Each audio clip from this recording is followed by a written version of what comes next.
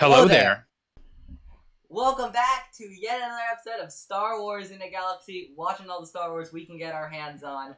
I'm Eli. Jacob is unfortunately not with us. He is away now, and but I do have a guest on with me for this great episode of Star Wars in a Galaxy, a theme between themes. I have on with me Davor from the excellent Star Wars podcast, A Large Review of the Force. He's been on the show before. Davor, how you doing? I am doing pretty great. Thanks for having me back. Thanks for It's good to thanks be for back. thanks for coming back. It's great to have you back. Before we get into our little a theme between themes episode, using the theme between themes idea that Davor has come up with for us, we figured we talk about the most recent Bad Batch episode that's released, not 9, not whatever nine's going to be called, but indeed 8, which is going to be Reunion.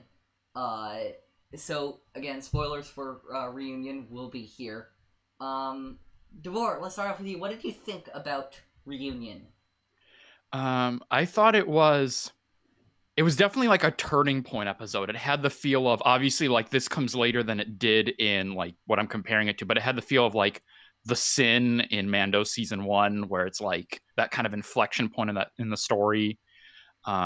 So I like that. I liked that we got to have Crosshair back. We got kind of back to that A plot. We've been sort of away from that. Not that I've necessarily minded that we've been away from it, but I do like getting him back and seeing what's going on with, the Kaminoans and all their intrigue and all of that.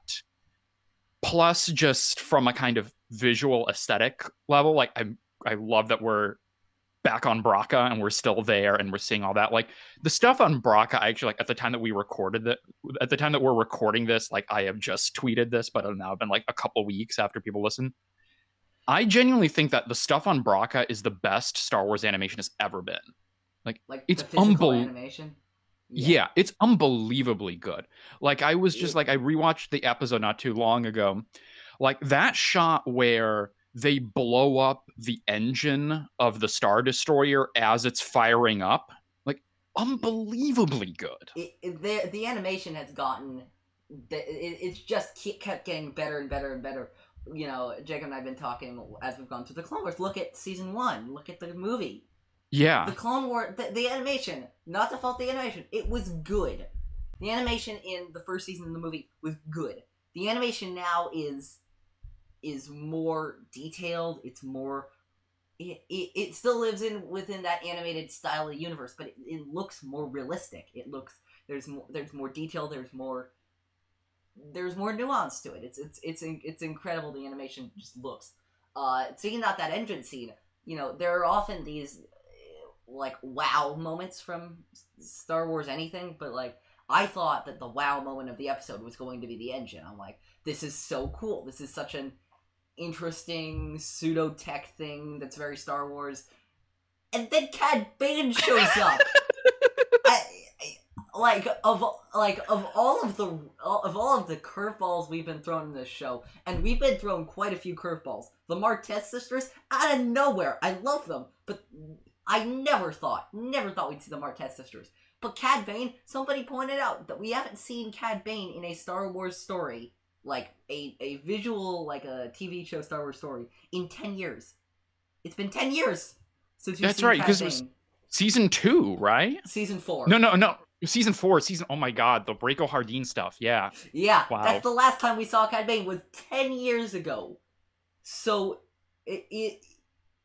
I mean, I feel like Cad Bane's always been, like, a part of my Star Wars stuff, because we've been rewatching the Clone Wars a lot, because, Mhm. this whole thing, but, like, we haven't seen this guy in a long time, and it's interesting, everybody talks about the Bad Batch's, so far, let's call it shaky relationship with continuity, with Yeah. Kane and stuff. Nobody's talking about the Cad Bane continuity thing, which is that in a deleted episode of the Clone Wars, Bane was... It was ambiguous, but Bane looked like he died. Right. And it's interesting for me to see, because with them regarding the more completed episodes, the Bad Batch and the the Siege of Mandalore as canon before it was officially a part of the universe. It's interesting to me that they're leaving the less developed but still created arcs by the wayside. Right. However, I would point to the thing that like we don't know Cad Bane would have been dead. It looked like he would have been dead. Yeah. It's an interesting idea for me of like, you know, it was a maybe in a story that wasn't actually technically canon. Mm-hmm. But they just decided, no, Cad Bane's going to be back because Cad Bane's going to be back. Somehow Cad Bane returned. Oh my god. Dark science, cloning, secrets only the Kaminoans know. And they need a good hunter. Yeah. That was really the breaking point for me of that episode. Because it was so out of left field. Like, I will say one of my biggest problems with the Bad Batch so far has been its similarity in plot threads to The Mandalorian. Yeah. And this episode glimpsed back to that a little bit, because it's interesting that you point out to the sin. I was thinking more of the tragedy. Yeah, the tragedy too. Mm-hmm. Where the kid gets kidnapped. Yeah. But the while the kidnappings themselves are a big part of the plot, the manner in which they are done are extremely different. Yes. Because we don't know how sinister the intent of the Kaminoans is. That's our big question right now. Yeah, exactly. Because I do find it interesting, because I think back to like Aftermath in that first episode, and the fact that like Nala Se lets Omega and the Bad Batch leave, and now they're trying to get them back, and it's like what exactly is going on with them? Yeah, I wonder if it's like Nala Se wanted, like, they were worried that Omega was gonna die, and maybe, they wanted yeah, her alive. I want to know what Moff Gideon has in mind with Sorry, wrong show. What Nala Se has in mind with Omega, and what the Kaminoans have in mind with Omega. That's an interesting other point I have. Do you think she's force sensitive? I've had the thought of that possibility since the first episode, like when we have that scene where, you know, she picks up the gun and she takes out Crosshair, and she's like, I've never shot a blaster before. So like when that happened, I was like, like maybe she is. They could still go in that direction. I could still see that. You know, I did see people kind of subsequently pointing out, like, if they did go in that direction, like, it would then feel a lot like The Mandalorian. Like, here's the force-sensitive kid that these sinister agents want for reasons unknown. So I don't know that, like, you know, you pointed out some of the similarities, like, in terms of story beats with that show. Like, I don't know if they're gonna like go that similar, but maybe they will. I don't know. I've always been on the against force sensitivity train for Omega. I think the similarities would be, as you pointed out, too obvious, and I think this episode seems to suggest that she's not.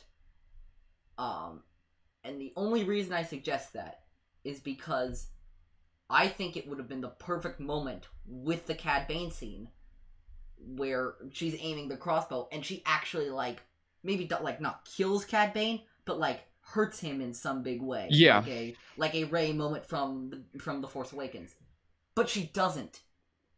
And I think the bungling of that opportunity is pointing, and I could be wrong. You know, they could totally, like, I've been wrong before. I totally thought the person that the Martez sisters were working for was Bail Organa. Whoops. I also, anyway, point being, I think it goes to suggest that Omega isn't force sensitive, but I guess we'll just wait and see with that sort of things. I guess let's get to, unless you have anything more to say about it, let's get to the main part of the show. Yeah, let's do it. You're entering another plane. A plane where we leave behind the logistical issues, canon continuity, and the Easter eggs. Only here are thematic ideas and symbolic imagery.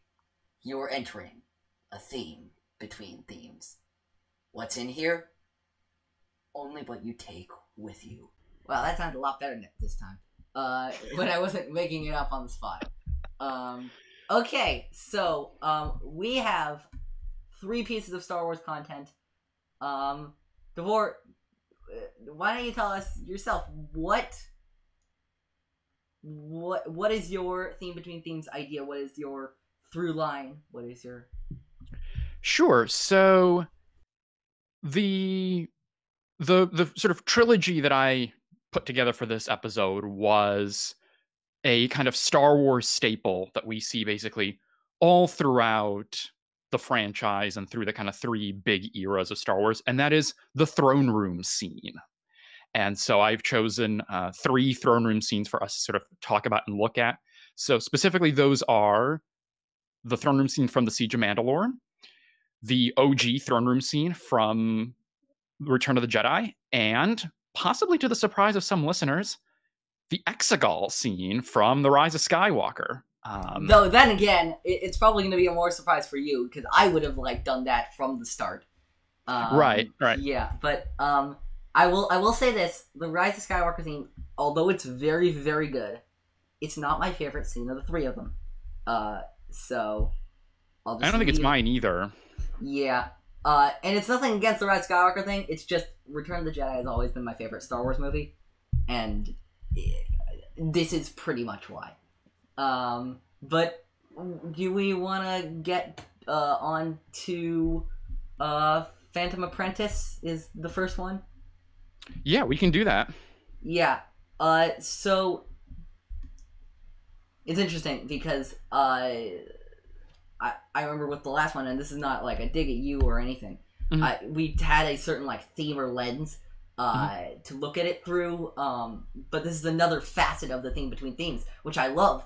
So I think I don't know. I just want to go at it, which is I think it's interesting. First of all, that on the throne in every single one of these movies is or piece of content is the bad guy. Yeah. Always. It's interesting that every time there is a throne room, even in ones we're not doing, the thing seen on the supremacy in The Last Jedi slaps poster, it's a bad guy again. Yes. The idea of power being a very very dark side idea. And there's that quote, power corrupts and absolute power corrupts absolutely, which I think is really interesting. And we get that right off the bat with Maul on Mandalore. Yeah, exactly. I mean, if we want to before we dive into the specifics of Phantom Apprentice, what happens there, if we want to sort of step back and talk kind of more generally, so sort of bring in some of that kind of thematic meat, I mean, something that we could talk about. Well, there's sort of two things that we can kind of talk about these scenes, which is first of all, what are the kind of broad sort of tropes or similarities, or sort of what are the ingredients of a Star Wars throne room scene? And I would submit that each Star Wars throne room scene, whichever one you look at in terms of the ones we talk about, and even I would say the one that we don't talk about in The Last Jedi, absolutely. I would say there are kind of four major components to all of them. And those are temptation, revelation, repudiation, and confrontation. So you've got the temptation element first. So someone, usually the bad guy, is sort of offering something up to our hero who's ever there. There's some sort of allure of something, some information, some power, whatever it is. Second element, revelation. So usually what we see in these throne room scenes is there's some sort of truth, there's some sort of discovery, there's some sort of knowledge that is given or provided either to our heroes and or to the audience, to the viewers in all of them. Then the third element, repudiation, sort of goes back to that first one of temptation, which is you have our hero sort of rejecting the villain's offer eventually. There might be a kind of back and forth, and we'll get to see that in some of the third room scenes that we're talking about. And then the fourth element of confrontation, that's basically the showdown, the good versus evil fight, our hero and our villain sort of going at each other. And then sort of to get to the point that you were talking about just before about why throne rooms? Why do we have this as a recurring setting in all of these moments? Why does this keep happening in Star Wars? Well, to go to the point that you just mentioned, throne rooms are sites of power. So on the one hand, they're a space from which an individual sort of projects the power they possess, right? They're in the throne room, and then they can, make people do whatever they want. Like, we'll see that when we get to the Return of the Jedi throne room scene, how Palpatine does that there. At the same time, in addition to throne rooms having this kind of functional role, they also have this role of being a representation of power. They sort of, as a space, kind of radiate power. They're a kind of symbol of power. And so then they also, in that way, kind of represent the allure of power and the allure of rule. So I think, yeah, like, if we want to sort of take that step back and talk about, like, how do we connect these thematically? Like, I think it is that theme of, like, power in Star Wars, and the temptation of power, and the allure of power, and, like, holding out power to people. Yeah. And it's interesting to me, to your point, that, there's this offering of the truth or offering of power. Mm-hmm. And that every single time the hero in this situation, and again, adding on to Last Jedi scene, happens in there too, says no every single time. Yes. Yep. Repudiation. Yep. And it's here's something else that just dawned on me. The only time when the hero says yes in a throne room archetype of a scene, yes, is not actually in a throne room, mm-hmm. but will be in a place that is not yet a throne room, but is basically a throne room. It's not a throne room technically, but functionally it serves as a throne room, which is Palpatine's office in Revenge of the Sith. Oh yeah. It's not a throne room. Palpatine's not yet the king, the emperor yet. Mm-hmm. But he is the Supreme Chancellor. He does have that much power, and he's also been ramping up his emergency powers to make him as close to an emperor as he can get before the Empire exists at this point, which I think is really fascinating. Mm-hmm. There's a brief, fleeting yes in this very first one that we're going to be talking about, and the last one. Yeah. Too, yeah. There's a brief, fleeting yes in two of them. Mm-hmm. And in the second one, it's like in all three of them, it's definitely on the table. Yes. There is a universe where Luke says yes. Yes. There's a universe where Rey fully says yes. There's a universe where Ahsoka fully says yes. Yeah. Another thing I'll, like, kind of taking a step back as well. Mm-hmm. The throne rooms are really interesting to me because, we're used to this gunky, gooey environment from Star Wars, the lived-in feel of it. Take out the Snoke tanks on Exegol, which we don't even see in the throne room scene. All the throne rooms are extremely clean and polished. Yes. And they're not this lived-in feel. They're not this, like, I guess you could say, like, the perfect future we might see in another franchise such as Star Trek. They are this perfect future that we might see in Star Trek, and it's interesting to me that this power is represented in such clean terms. I mean, Exegol is arguably the messiest, but even that's just like this. It's just this rock. Yeah. There's nothing really dirty about it. It's just this rock. It's this barren wasteland. Yeah. All of them have a certain kind of grandeur to them. Yeah. Even the Exegol one, which, as you said, like, could probably be the most, like, utilitarian of all of them. Even that, like, when you look at, like, the visuals of the throne itself, and then the kind of big, whatever you want to call that, Colosseum, stadium, whatever it is. Yeah. And like, that throne was going to be in Return of the Jedi. Yeah. That was going to be the OG throne room. Was going to be the throne of Palpatine in concept art. They decided to go with a different route. And in my opinion, a more fitting route. Yes. Because build a bigger Death Star. They said it'll be fun. They said, yeah. But it's this very interesting thing that, like, I said this a lot with Exegol, but, like, it's really all three of them. the throne room scene, even though it is a classic element of a Star Wars content, is a piece of content, is designed to put the heroes and even a little bit the audience out of their element. Yes. It's designed to feel, as Palpatine would call it, unnatural. Yeah. Because that's that's what the dark side is. The pathway to many abilities. Blah blah blah. Anyway, but yeah. Do you want to get into like the general Phantom Apprentice? Yeah. Let's get into that first one. Yeah, in Phantom Apprentice, we get this confrontation, this back and forth between Ahsoka and Maul, and Yep.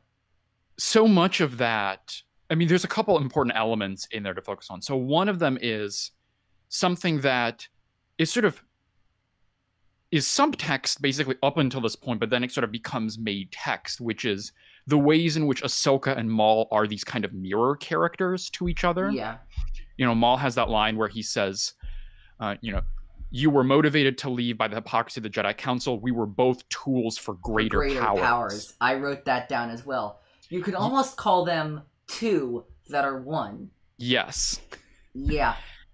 It is a staple of throne room scenes in general for the villain to cast a similarity between them and the hero. Look at there's a sleeper throne room scene I just thought of that takes place in the exact same place as another one of the throne room scenes we're talking about, which is Kylo and Rey on the wreckage. Yes. Of the Death Star 2. Mm-hmm. Darkness is in our nature, Rey.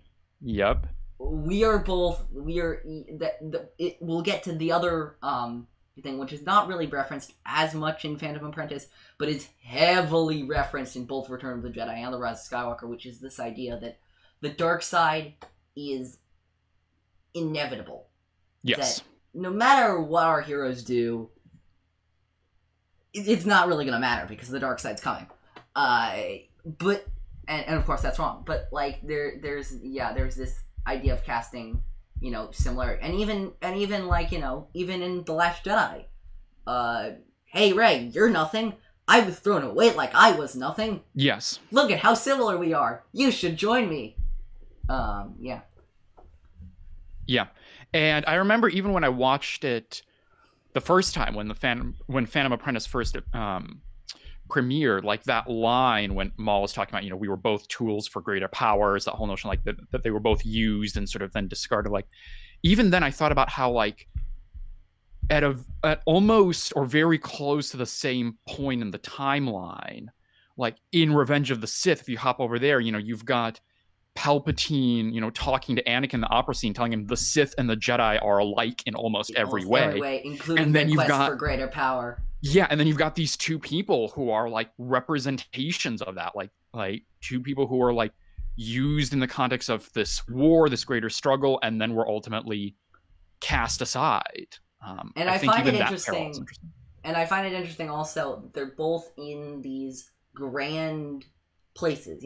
They're at the opera and they're at the throne room. However, the throne room, as we've seen it, has not just been a throne room, it's also been a battleground as well. Yes. Because Maul cut off Pre Vizsla's head there. Mm-hmm. I'm sure there have been other battles and war sequences because Mandalore's a warrior planet, and that's how it works on that planet. And I find it interesting that, like, here are Palpatine and Anakin up in the, like, as Thrawn would call it, the great theater of war. and here is Ahsoka and Maul down here. They're both doing the same thing, but Palpatine and Anakin are doing the more classy and grand thing. And Ahsoka and Maul are fighting out in places where blood has literally been spilled. Yes. And I love that in there. I also wrote down that we were both tools for greater power moments.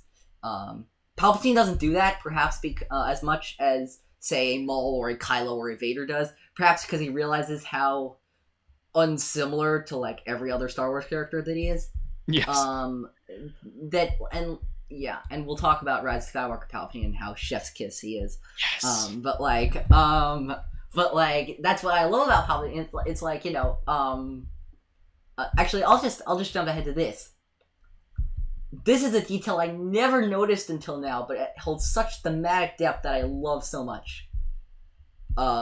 So Ahsoka asks Maul if Darth Sidious is behind this great change in the galaxy that he references. And he I think I know what you're going to say because I have it in my notes too. He is behind everything, in the shadows, always. Always in the shadows. The reverse order is said by Leia in the Rise of Skywalker From the very beginning. About Palpatine's return. That is just beautiful. It gets even more beautiful when you realize that that line wasn't recorded for the Rise of Skywalker. It was recorded for The Force Awakens. Because that's a Leia line. So it actually probably wasn't being used to reference Palpatine, but now it is. Yeah, and it works so well. It works perfectly. It is one of those eerie coincidences, because if you think about it, Rise of Skywalker and The Siege of Mantle probably were being developed around the same time. Yeah. I wonder I wonder if that's just a crazy coincidence, or I wonder if there was some communication. I know that Dave was involved somewhat on the set of Rise of Skywalker because the whole all the Jedi scene was like kind of a collaboration between him and JJ. But anyway, point being, it's crazy to me the coincidence that Maul recognizes what Leia would eventually, and that's why I love Palpatine's return so much, is because it's not about Palpatine as a person. It's about Palpatine as a concept. Yes. It's about what Palpatine represents. It's about the whole like evil will always find a way to return. Yes. But Palpatine's return, of course, there's that line from the behind the scenes of The Rise of Skywalker: "More than a clone, but less than a man." Palpatine gives up what little humanity he has left. I guess you could say he made a deal with the devil, but then that means, like, I'm not exactly sure where that would put Palpatine, because Palpatine's the guy who is best friends with the devil. Yes. So, you know what? I'm just gonna leave it there. Yeah, it's great. I love that. I love that parallel with Palpatine. Absolutely.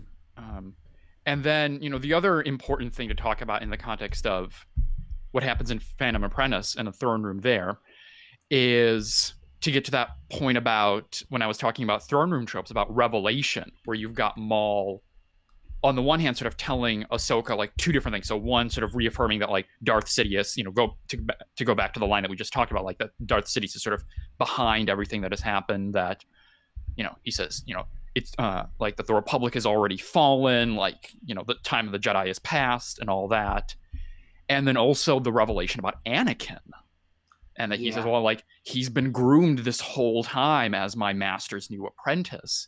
Yeah. And that that is the thing that causes Ahsoka to kind of turn against Maul, because she doesn't believe it.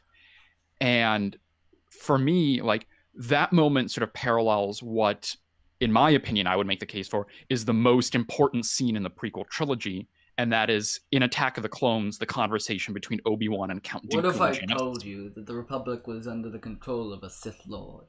Exactly. Yeah. Because you've got in that scene Dooku basically like spelling out the plot of the prequels, basically being like, there's this guy Darth Sidious, he controls the Senate, and hey, remember all that stuff in Phantom Menace? Yeah, that was him too. Like, he's like the Jedi can't see it because the dark side has blinded them. And we parallel back to Rise of Skywalker again, where Palpatine, and with the help of Poe and Beaumont on the Agent Kloss scene, we realize that Palpatine was, again, behind the events of the entire trilogy. Yes. Once again, because that's what he does. Yeah. And then in both of those scenes, our heroes, Obi-Wan and Ahsoka, just sort of refuse to accept that truth that is being offered to them. Like, our Darksiders are telling them what is happening, what we know is happening, but they won't accept it. Yeah. Speaking of the whole your vision is flawed idea, which is, I think, I was trying to figure out for myself, there are landmark lines in both of the other scenes for me. The obvious one is in Return of the Jedi. You failed, Your Highness. I am a Jedi like my father before me. And then I have 2 for Rise of Skywalker, of course, the I am all the Jedi, but also the all you want is for me to hate, but I won't. And I was trying to figure out what the landmark moment for the Return of the Jedi, for the Phantom Apprentice scene was. And I think the your vision is flawed moment is the landmark moment for that scene. And here's an interesting revelation I made. There is no vision received in a Star Wars piece of content that I can think of that is entirely correct. That's a good point. All point. of the visions have something wrong with, even Maul's. Because while Anakin is a very important part of Palpatine's plan, in my opinion, kill Anakin right now, and Palpatine's plan still goes through. Yeah. Because he can still do Order 66. Order 66 is still executed. Palpatine still takes control of the Senate. I'm not relegating Anakin's importance in the plot. Anakin was very important. But this is Palpatine. He plays 7D chess. Yes. He never has a plan without 6 million backup plans. Yes. And so, whether it's Maul and misreading how important Anakin is, whether it's, Luke misreading that his friends being in danger is actually a trick from Darth Vader, whether it's even Kylo in Last Jedi misreading the importance of Rey's parents in the story, there's never a vision in Star Wars that is completely 100% correct. There's a fortune cookie from a Clone Wars episode that we were just recording. I forgot what it was. Something about those who control the future, like seeking to control the future being a bad pathway. Mm-hmm. And it's proven by every single vision in Star Wars having something wrong with it. Yeah. I mean, you can even think, like, the back and forth that Ahsoka and Maul have, where, like, Maul, he's talking about Anakin. He says, like, he's the key to everything. And then Ahsoka says, like, to bring balance to the Force. And he says, to destroy. Like, he's seeing only part of the picture. Like, Anakin is ultimately destined to bring balance once he destroys Palpatine. But Maul is only seeing the first part of the story. I would like to go back a little bit in the scene, where, Maul says, justice is merely the construct of the current power base, a base which, according to my calculations, is about to change. And it brought me back. Have you seen the Freddie Prinze Jr. rant? I think you've probably seen the Freddie Prinze Jr. rant. Yeah, I know of it. Yeah. Yeah. There's one line, and it's a beautiful thing. I'll link down to it in the description. It's a beautiful thing. Freddie just kind of goes on about Star Wars and themes and what he learned from Dave Filoni.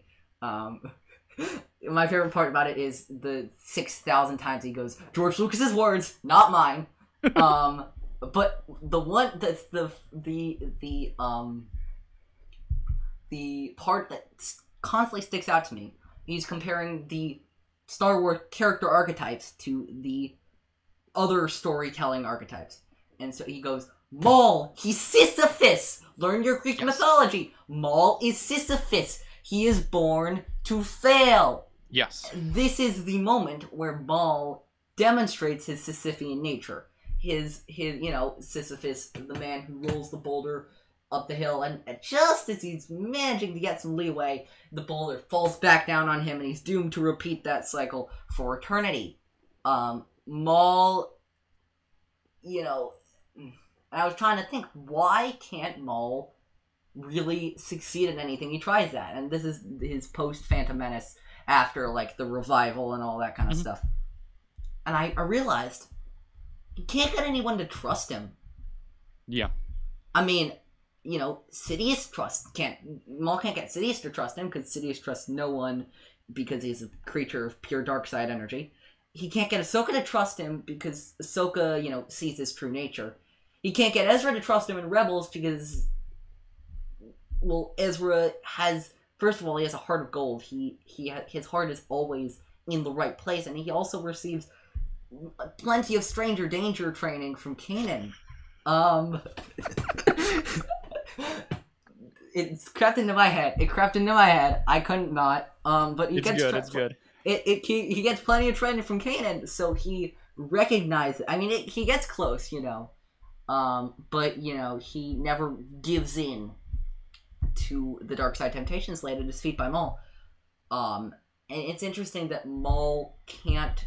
It's interesting to me that Maul can't get anybody to trust him, and you know, I realized that like you know, trust, like everything, going to really this is the very Rise of Skywalker conversation, which is like the whole like why can't the dark side ever win?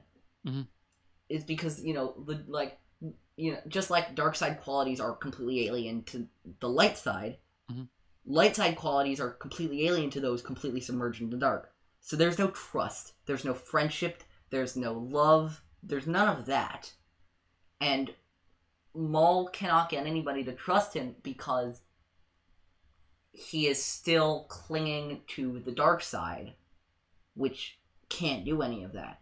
Yeah. And in addition to all that, and, you know, we'll get back, you know, we'll talk about this again as a thematic thing when we get to Exegol. There's also no, on the dark side, there's also no growth and change. Yep. Maul just keeps repeating everything, but he never learns from the mistake. He does not learn. Yeah. I mean, he learns, no, he does learn. He learns in all the wrong ways. Yeah. It was a tweet I sent out maybe a few months ago that, like, the Sith keep building better Death Stars. Yes, that's exactly what I was going to say. That's not the way they get better. Maul keeps figuring out different ways to gain power, building a crime syndicate, building, you know, a collection of crime syndicates, striking directly at Palpatine and Obi-Wan like he does in Rebels. That's not the point. It's not the growth as a strategist, it's the growth of the person, which the Sith are fundamentally unable to get. One more thing I got in here. The time of the Jedi has passed. They cannot defeat Sidious, but together, you and I can. Which is the great Star Wars villain trope of completely missing the point of the situation. Yeah. Which is that the Jedi can't defeat Sidious not because they're incapable of it, but because they've rendered themselves in a situation where they can't do it. But they're the ones that put themselves there. They can as easily, in my opinion at least, get themselves out of the situation that put them there. Stop their, you know, blind obedience to a code that's, you know, the code that more often than not's failed them. You know, time it is for you to look past a pile of old books. Yes. Yes. You know, if Jacob were here, he'd be harping on and on about how the Jedi lost their way. But it's true. The Jedi, you know, the Jedi didn't, you know, one of the things Freddie Prinze Jr. talks about in his rant is how, you know, the video games had led people astray.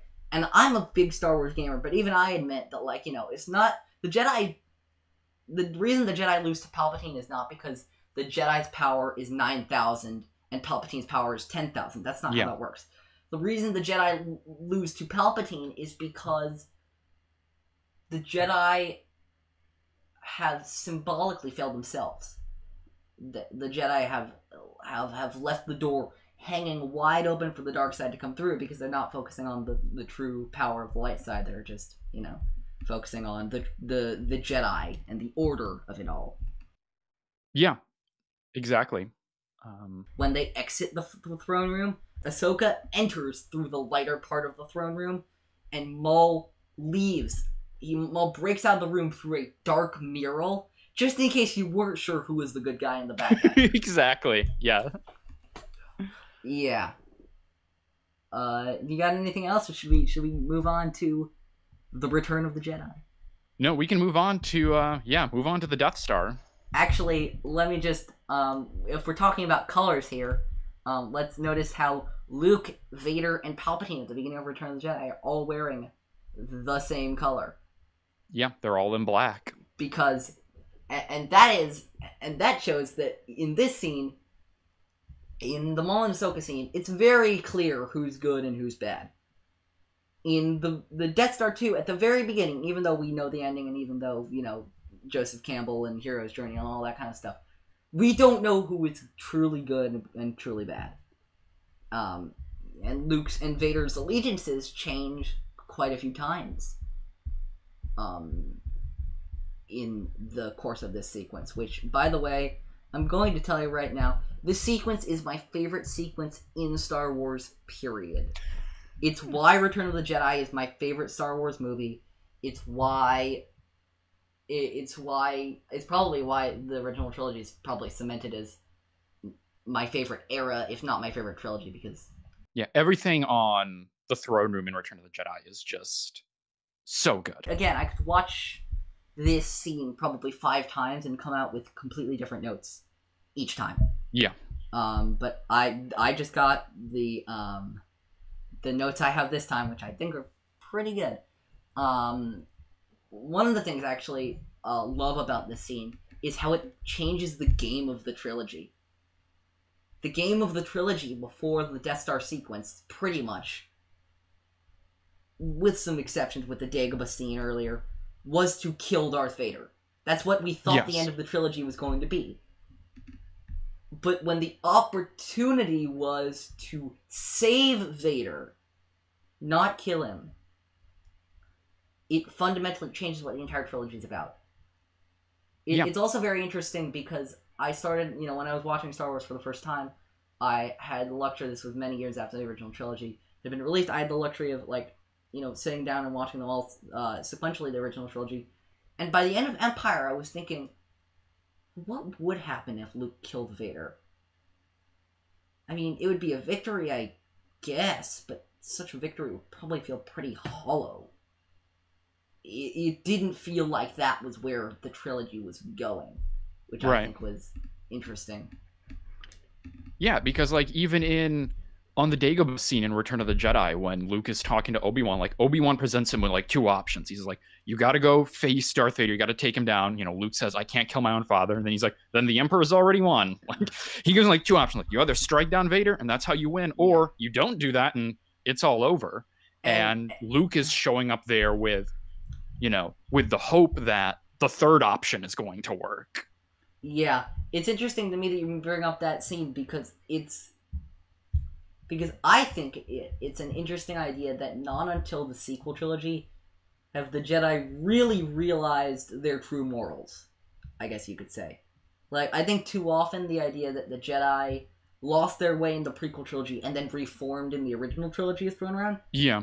But that is not the case. No. Yoda and Obi-Wan, although they're better in the original trilogy than in the prequel trilogy, make some questionable decisions. They make the same assumption. I've talked about this on my show. They have the same assumption of Anakin that Palpatine does. Because Palpatine tells Luke, by now you must know your father can never be turned from the dark side, so will it be with you. Yeah. Yoda and Obi-Wan believe the same thing about Anakin. They think he's gone. Yeah. And it's interesting to me that, when we get to the sequel trilogy with Leia and Luke, neither are really truly willing to believe. Maybe Luke when he's all cranky in his exile, but neither of them, for most of the trilogy, are willing to truly believe that Ben's gone. Yeah. Here's something also I've brought up a few times, probably just on Twitter, or maybe even in a galaxy in general. The idea that, the there are more of us Poe scene from the Rise of Skywalker. If anybody tries to do that for the dark side, I will be angry. I will be really angry. Because that is entirely antithetical to the dark side. The dark side can never have a there are more of us moment. It doesn't work because the dark side is not unity. It's not togetherness. There's, jumping a little bit to the Rise of Skywalker, we get the sense that when they're talking about the I am all the Sith, I am all the Jedi thing, that all of the Sith are literally living in Palpatine. We're talking about, there's that old Twitter debate, I don't know if you've seen it, about Rey being a vessel. Yeah. Which I despise, but that's another topic.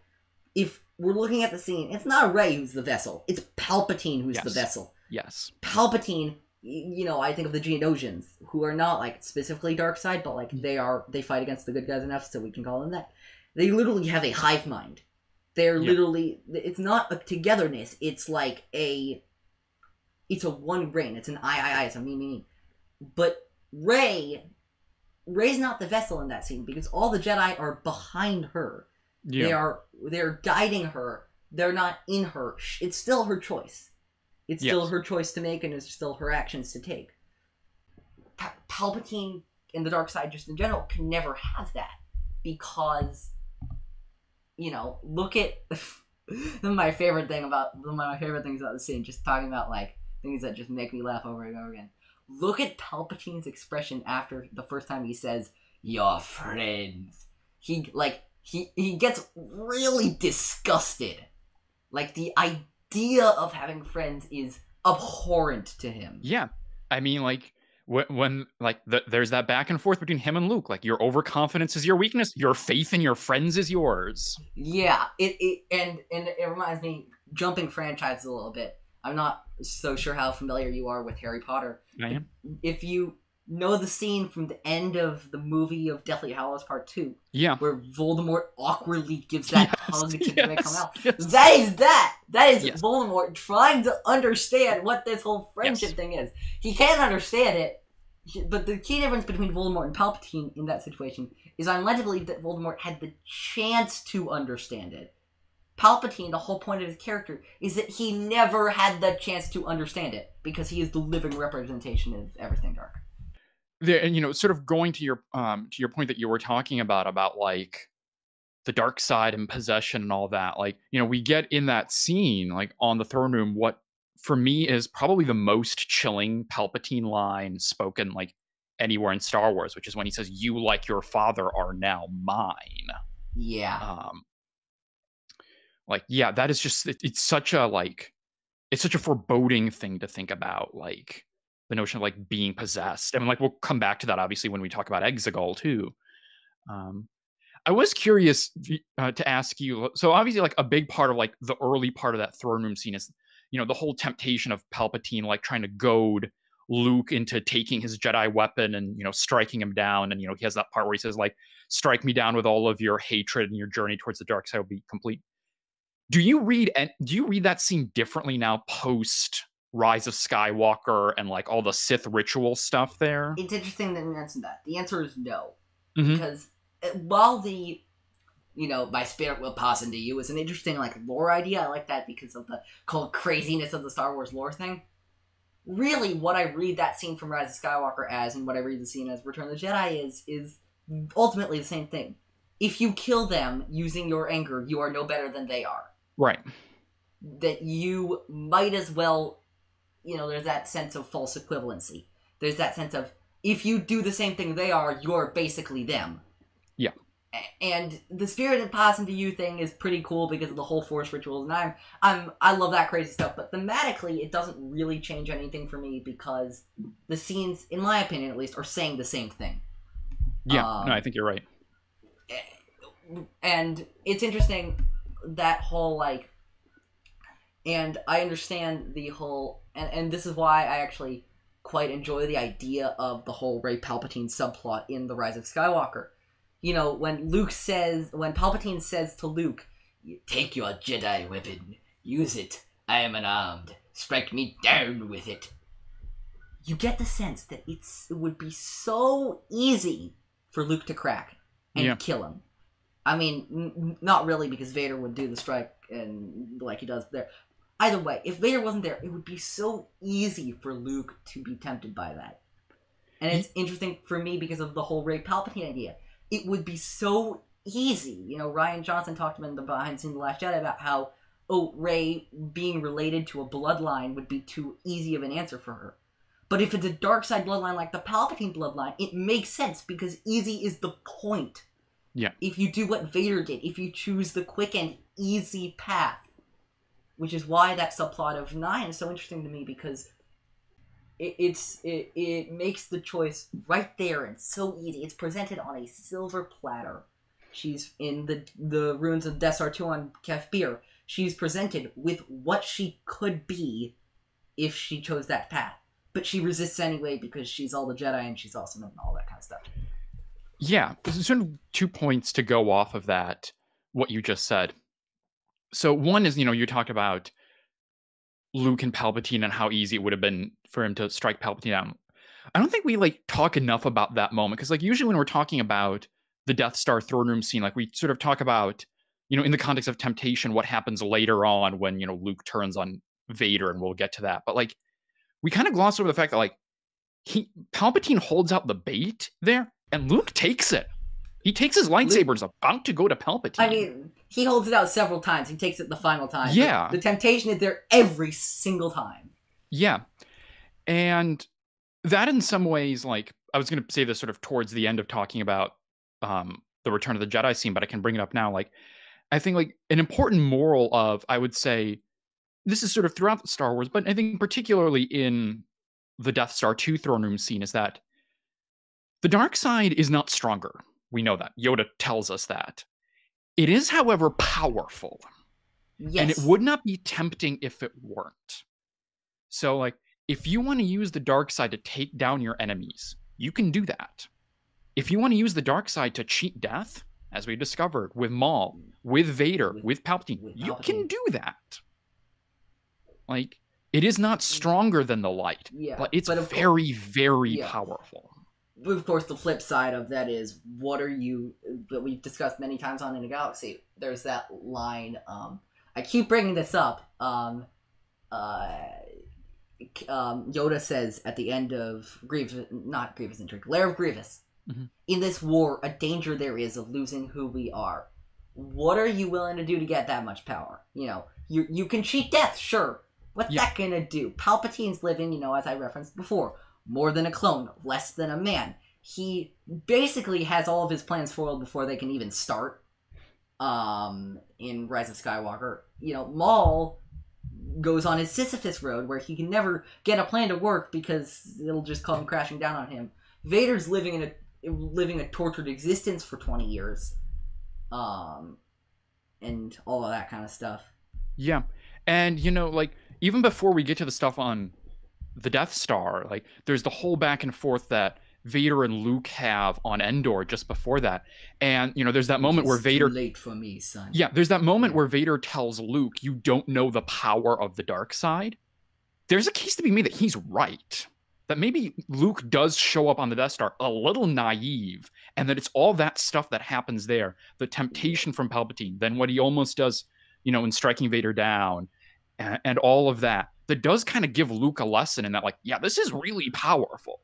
Oh yeah, absolutely. And I think, you know, there's that idea, we just brought this up on last week's episode, or 2 weeks ago episodes, for coordinates out of order, about when we were talking about the Trandosha arc, about when we about the Waska, about on Waska, this natural dark side, which is that the dark side can appear in many forms, and I like to think when Vader tells Luke, you don't know the power of the dark side, he's not only flashing to the Death Star, but he's also talking to Luke's exile on Ahch-To, which is a completely different kind of dark side, but is still the dark side. I mean, I don't think I'm crazy enough to say, like, oh, Luke turned to the dark side on Ahch-To. No, that's not the point. But Luke, you know, for the briefest moment of pure instinct, may have succumbed a little bit to one of his temptations. Yeah, and I'm glad you put that. Like, I'm glad you quoted that, because the symmetry between, like, him almost killing his nephew and him almost killing his father, where it's like, as or you Palpatine. said, like, yeah, or even that, like, for the briefest moment of pure instinct, I thought I could stop him. Like, here are these people that he thinks are gonna, like, kill, take away, like, everything and everyone that he loves, and he thinks, like, I can stop it. And it never goes well for him. Yeah, it passed like a fleeting shadow, and I was left with shame and with consequence. Yeah, that seems so great. It's too good. It's too good. Yeah. I also love that line.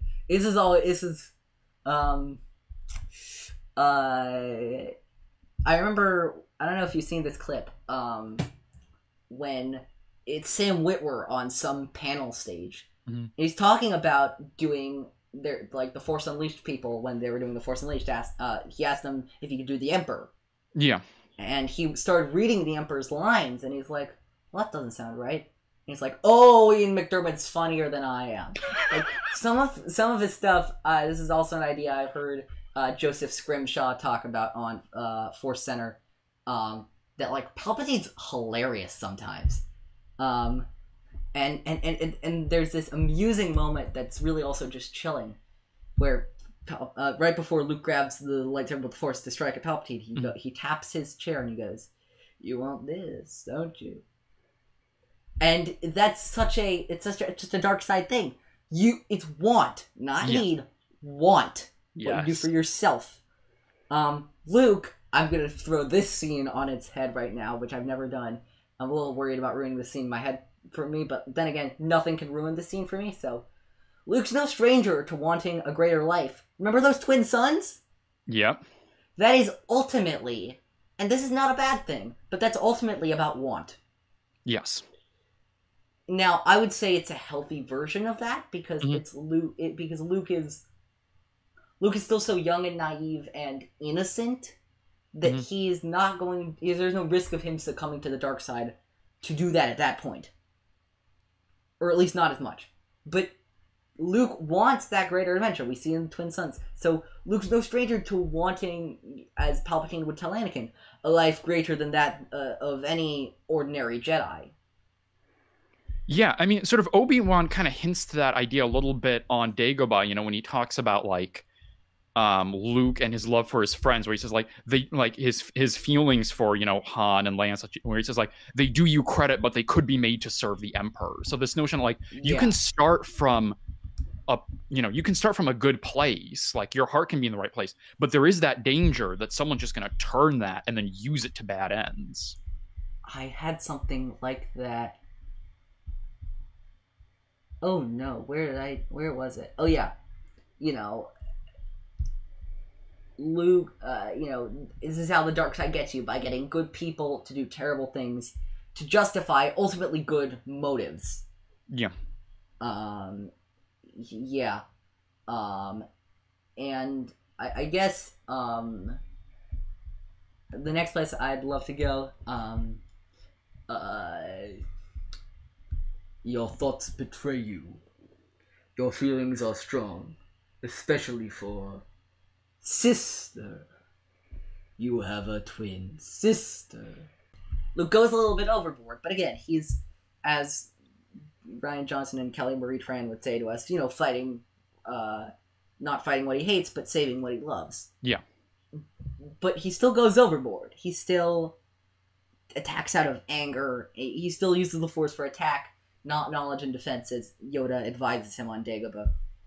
And there's that very powerful moment where Luke goes, "Never!"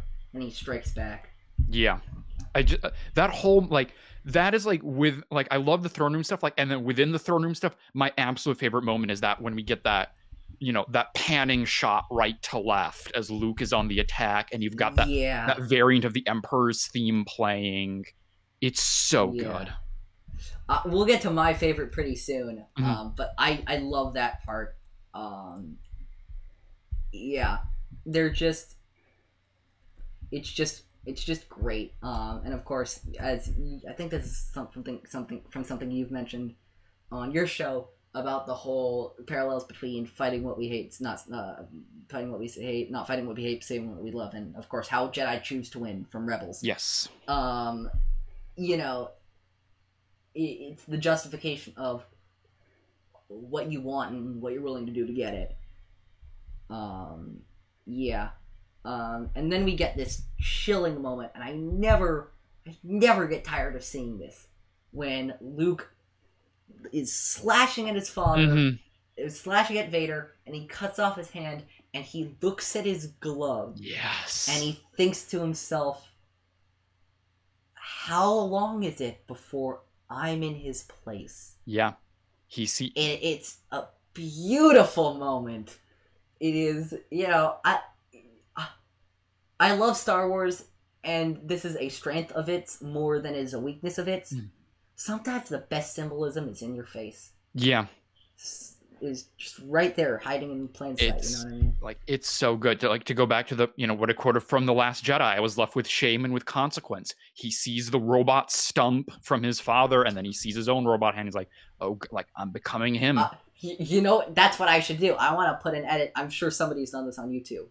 Put Luke's monologue about Ben from The Last Jedi over that moment from Return of the Jedi. It maps perfectly. That whole discussion, works. whole thing, you can map works. right on top of it. Yeah. I had this other idea, which is you could probably also do it pretty darn well with Rey and Ben in Rise of Skywalker. Oh. What? And for the briefest moment, catches the lightsaber, a pure instinct. I thought I could stop it. Stab! Yes. It passed like a fleeting shadow. And then Rey looks at that moment and she's like, to use the famous Anakin line, "What have I done?" Yeah. Because she stabs him and then she senses Leia. And she's like, shoot, like, I shouldn't have done that.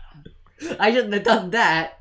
And then we get that great line afterwards, which I never cannot appreciate this line because it's so beautiful.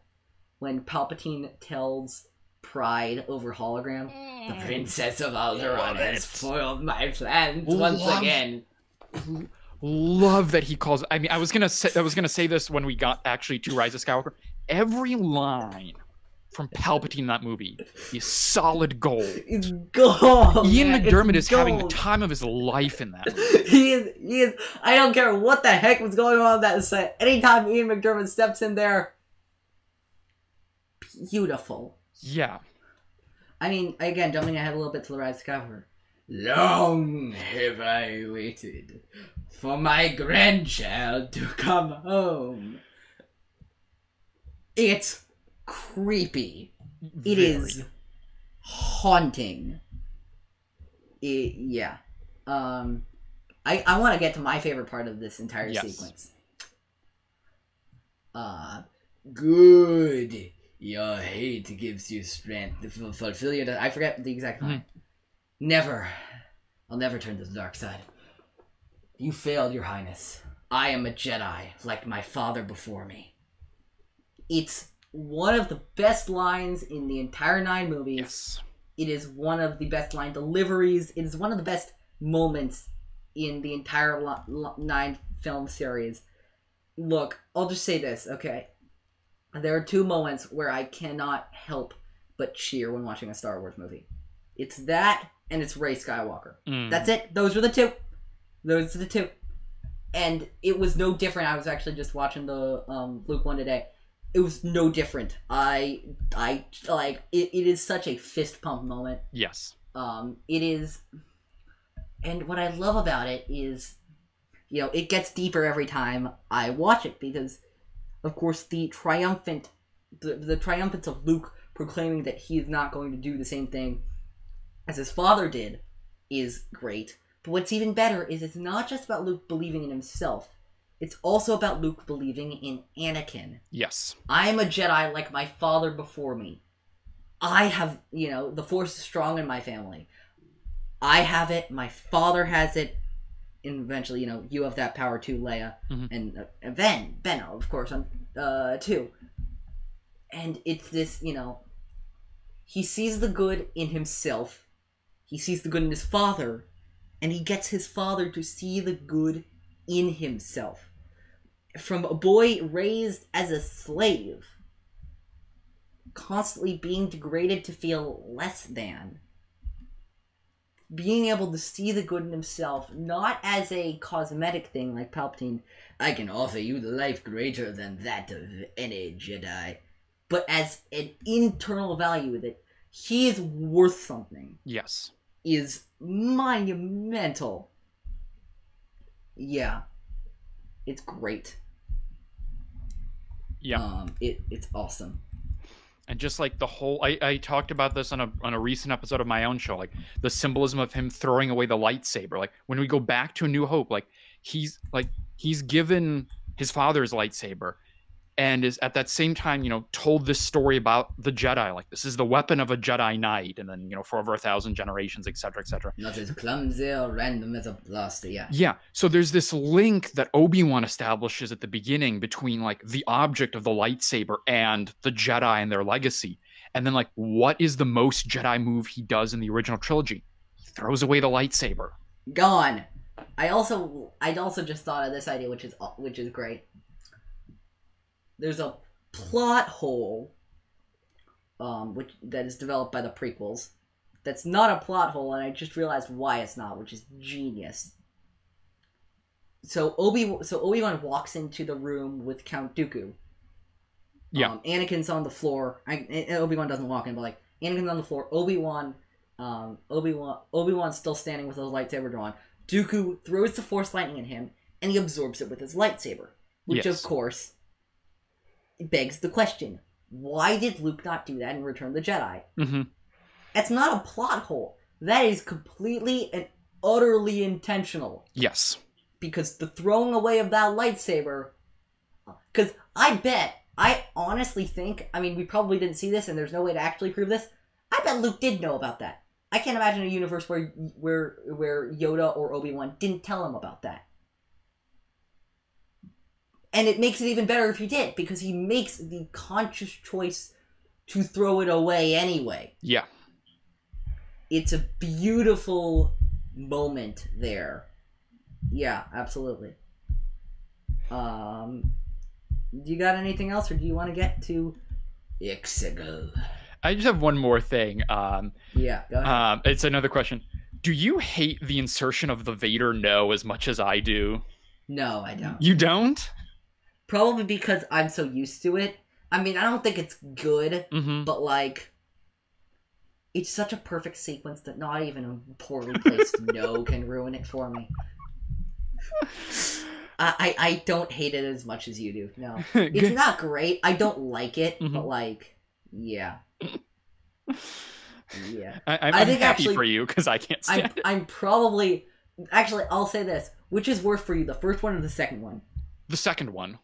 Oh, really? Because I was going to say the first one. No. What I mean is, he says no twice in that scene. Oh, yeah. No, yeah, it is the second one. Yeah. Oh, because I was going to say the first one. That's weird to me because, like, I understand if Vader goes, no, while chucking him, but for Vader to actually physically say no, it's a little strange. It's awkwardly placed. You got a point there. It is kind of awkward. Yeah. Yeah. But yeah, it's a great sequence. It's incredible. Yeah, and you know we wouldn't get here, but like, you know, there's the other great part of the Death Star sequence. You know, tell your sister you are right about me. You know, it's crazy to see what Anakin has become and how Anakin ends his life. By the way, I mentioned this on our Mortis episode. I gotta mention this again because it's so great. The fact that Anakin spends pretty much an equal time amount of his life on the light side and the dark side. Yeah. Is the most perfect thing ever. And is part of my definition of what the balance of the Force is. It's great. Yeah. Let's get on to Exegol. On to Exegol, which we've been chomping at the bit to get to this, and now I know. I mean, I have probably more than you have because I love this stuff. You know, I've talked about how unnatural it feels and how, you know, Lucas has talked about the dark side as a corruption of the Force. And, you know, you see this, you know, in The Last Jedi, you see Ahch-To as this primal light state. But you also see, and then Rise of Skywalker, you go to Exegol as this primal dark side planet. And consequently, we've seen a little bit of the opposite side's influence on both places. You know, in that little montage in The Last Jedi, you know, death and life in between it all, balance. And then in Exegol, I mean, not really as much, but like I like to think that like we've seen. So in the Darth Vader comic run, of course, I don't know if you have been following it as closely as I have, only because I've been following it for my Ochi of Bestian content. There's no way of getting around that. That's why I was following it. And now he's in War of the Bounty Hunters, and I'm like, yes, thank you. Anyway, but like, we see a little bit more of the exterior of Exegol. And it's made pretty clear that, like, you know, the Citadel and the temple area is there. There's other stuff. Like, there's this barren wasteland everywhere. It's not like there's not... The Citadel is not the whole planet. Yeah. And I'd love to see a little bit more of it, and I'd love to see a light side part of Exegol. Because it's there. Mm. Like, you know, from that little montage, you know, darkness... I mean, that's not actually... It's from the movie, though. Darkness rises like to meet it. Yeah.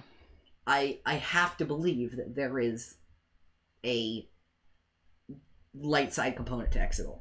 Just like there's a dark side component to Octo or to Dagobah. Yeah. Though, then again, you know that weird part in Legends where Dagobah was technically considered a dark side planet?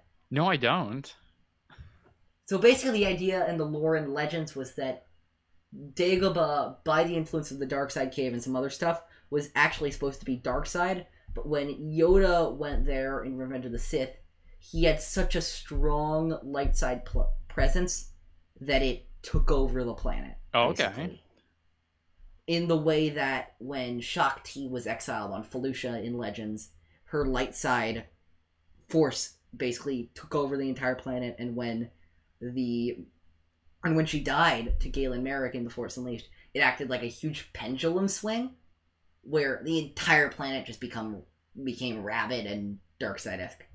Oh, okay. It's a practice that doesn't really work so well in canon, but was kind of cool, I guess. Anyway, yeah. One of the things I love with a mirror of, you know, there's that line from Return of the Jedi. With each passing moment you make yourself more and more my servant. Wrong. I never wanted you dead. I wanted you here, Empress Palpatine. Yeah. Straight up calls her the ruler of the planet. Straight up calls it. Yeah. No pretense. She's already the Empress. Ain't nothing anybody can do about it. Yeah. And, you know, to go back to something you were talking about back when you were talking about Phantom Apprentice, like that notion of Palpatine, there's always a contingency. Plan A was get Kylo Ren to rule and, like, lead the new empire. Oh, he turns to the light, you know, the Princess of Alderaan, you know, messes it all up. He doesn't kill Rey. Okay, plan B, Empress Palpatine, get up there. I agree with you, except for one minor alteration. I happen to think that both of those plans were kind of his plan. Like, he's like, look, I'm gonna send these two, like, we're like hunters out in the wild. Whichever one manages to get here first, he's making it like a huge race. Yeah. Whichever one manages to get here first, and with the dark side most running through their veins and all that kind of stuff, they're gonna be it. Rey ends up there. You know, Palpatine doesn't offer up the kill the girl thing as like he wants Rey dead. Mm-hmm. Palpatine offers up the kill the girl thing is he wants them to fight. He doesn't care who wins. Yeah. Palpatine always tries to set up win-win scenarios. He kind of does that in Return of the Jedi too. Like his logic, you know, in the throne room is like, okay, either option A, Luke kills Vader, and then like I have a new apprentice. Awesome. Option 2, Vader kills Luke. Well, I still have Vader. I still win. Yeah. I also think this is an interesting idea about contingency plans. I want to jump back to Return of the Jedi for a quick second. Yeah. There's that line that I never noticed until this watching of it. Soon I'll be dead, and you with me. Yeah. And that idea that Luke, and I'm going to say Rey and Ahsoka, but like specifically Luke and Rey, were both prepared to die for the missions to be complete. Yeah. It was a perspective to specifically the Return of the Jedi scene, but sure, the Rise of Skywalker scene too, that I never really considered. That both of them, you know, they'd rather live for it, but they were prepared to die, which I think is pretty. Sheds a new light. Yeah. On that, and he sort of hints. Yeah. Luke sort of hints at that on Endor when he's talking to Leia, when he's like, "If I don't make it, you're the only hope for the rebellion." So he's going up there thinking like, "I might not come back." Yeah. Yep. I guess we can. I want to get to one of my favorite lines. All you want is for me to hate, but I won't. Not even you. Rey has every reason in the galaxy to hate Palpatine. For what he did to her parents, what he's trying to do to her, what he did to her dyad bond soulmate, whatever you want to call him. I'm personally not a Reylo, but I'm not offended by people who are. Mm-hmm. Point is, Rey has every reason to hate Palpatine.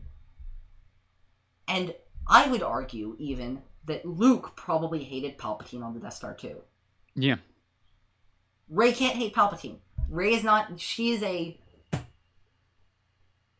true Jedi in that moment. Yeah. There's that idea... This is an interesting idea I was just thinking about. You know, there's that emphasis on... these days, which is a very important emphasis on not just not being racist, but being anti-racist. Yes.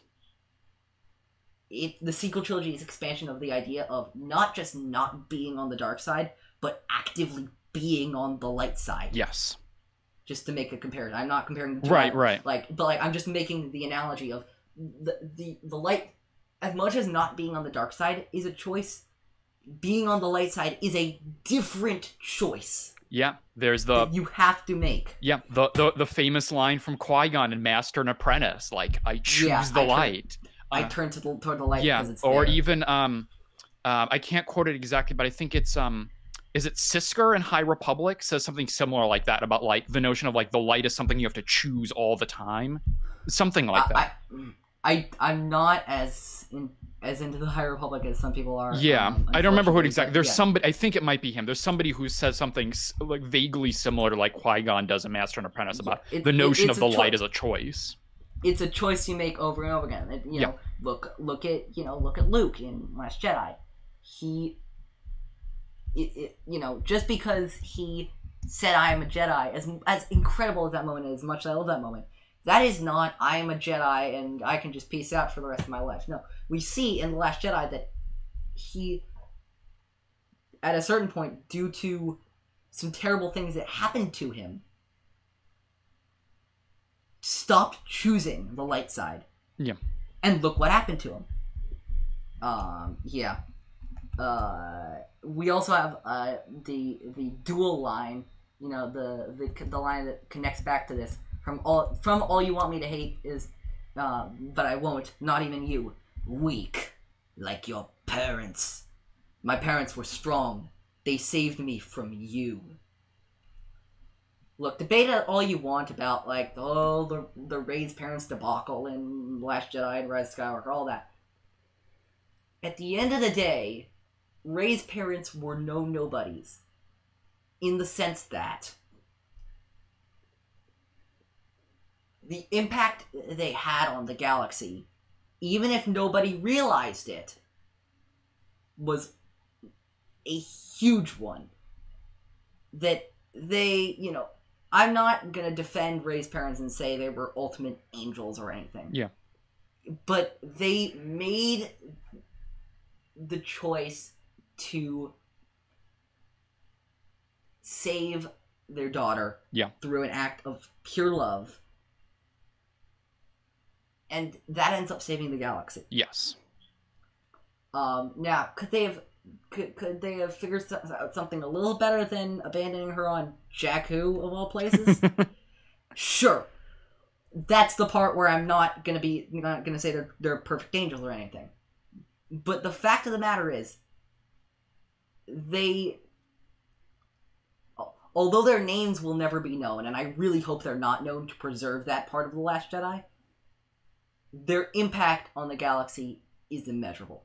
Absolutely. Yeah, I totally agree. Yeah.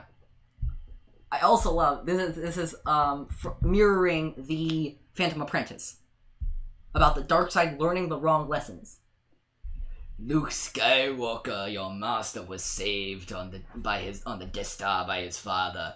The only family you have here is me.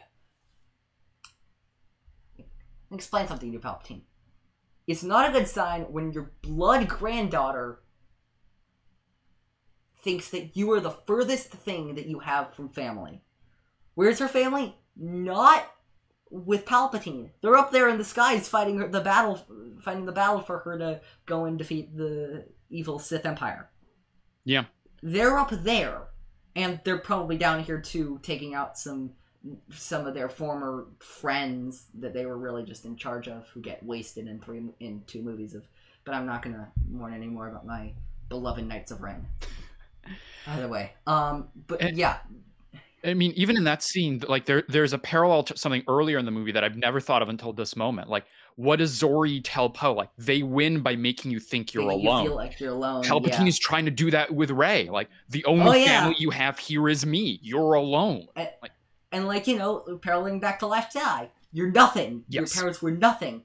That's what, like, look, I know there are some serious Ben Solo stands, and I like his character, but you cannot look at Ben Solo without, you know, you can't look at Ben Solo without seeing how much abuse he's taken. Yes. You also can't see out Ben Solo without seeing, and Kylo Ren, without seeing how much abuse he's given. Yeah. They're not mutually exclusive. And that's not to say that Ben's actions are excusable because he was abused, but that's also not to say that, like, you know, you get the point I'm saying. Yeah. But, like, you know, yeah, they win by making you feel like you're alone, like there's nobody there to save you. Yes. All that kind of stuff. But, you know, there are always people. Good people will fight if we lead them, Poe says in that movie. Mm-hmm. You know, I also like to... This is not really part of the symbolism of this, but it's pretty cool symbolism. I love that Rey lands on Exegol in an X-Wing. Yes. And Ben lands in a TIE Fighter. This battle that went on, that seemed to end 30 years ago, it keeps going. It's going to the point we were making earlier about Luke and the choice you make every single day. Yeah. It's about the like the same battles keep on being fought. Yeah. It's the Maz Kanata line from The Force Awakens. The only fight, the fight against the dark side. It looks I've different. Seen evil take many forms. The Sith, the Empire, First Order, but it's the same struggle every single time. Yep. Yeah. Can I have some other stuff. Do you want to jump in here?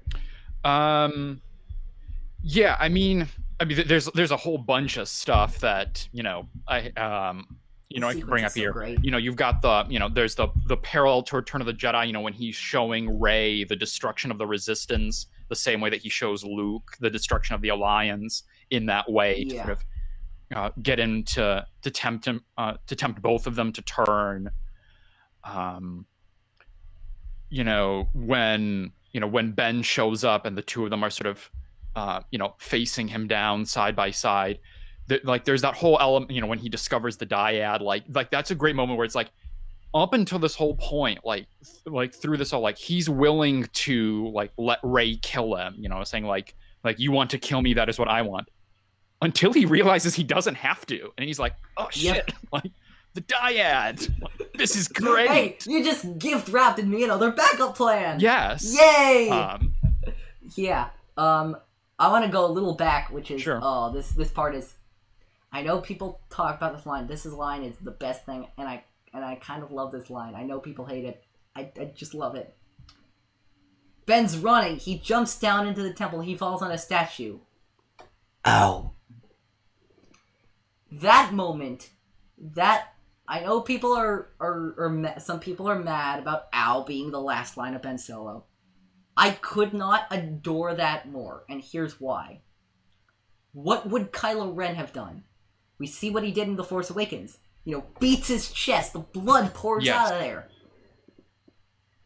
He refuses to acknowledge pain.